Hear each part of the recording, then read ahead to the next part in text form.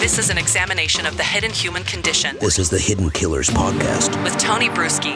We are joined right now by Neama Rahmani. He's president and co-founder of the West Coast Trial Lawyers and a former federal prosecutor, talking about the Ashley Benefield case. This is one that you really got to take a close look at before making a judgment. And what I mean by this is I initially was just reading the story. And as you know, sometimes it's like lost in translation when you're texting someone or you're reading something. Sometimes the emotions don't quite come out. I then dived into some of the interviews, some of the accounts of both Ashley Benefield and her victim and their friends and their family.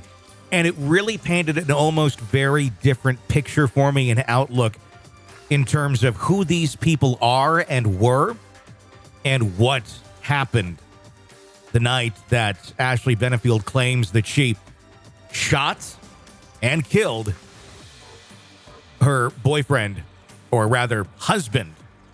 The kind of we're in the ins and outs, but legally husband in self-defense, now arguing the stand your ground case. Neama, what are your thoughts on this? Yeah, it's going to be a tough case for Benefield. You know, she did raise it right away, right after she shot and killed him. She told law enforcement that.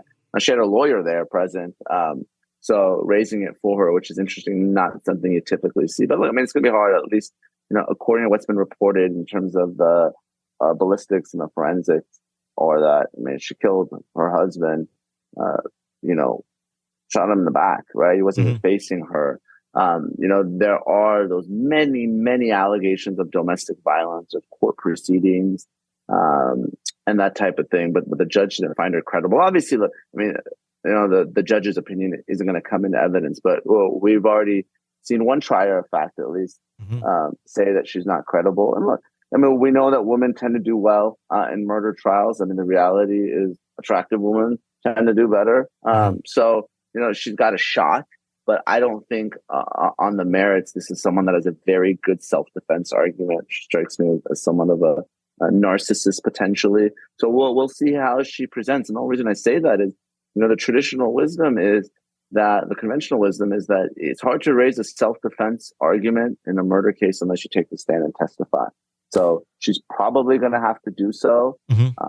So we'll see how she does, but I don't think she's going to present well. And I think jurors aren't going to like, you know, her motive, this custody dispute, and everything that led up to this murder. You know, if you look at the pictures immediately after she's arrested, there's no real evidence of domestic violence, at least at the time of the murder. There's a scratch that seems to be a little bit old, but she's got her work cut out for her in really presenting this effective self-defense argument, in my opinion. So it might be more difficult than I think a lot of us may think on this, even though there is that record of domestic abuse. When you're talking about stand your ground, oftentimes I think we think about, well, this is something where you have an intruder coming into your home, or something of that nature, not necessarily a spouse that you're defending yourself from. That I always think, well, that's self-defense if they're attacking you. Does stand your ground apply to a spouse if they suddenly become violent in your own home?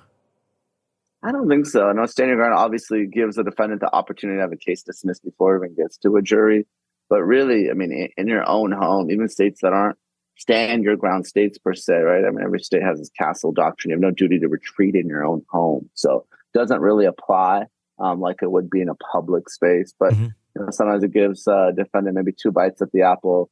You can see if you can get a toss before you even get to a jury. And if not, see if a jury is going to buy your stand your ground argument. You know, when it comes to self-defense, and I cover a lot of trials, self-defense, in my opinion, those are the toughest cases to predict what a jury is going to do.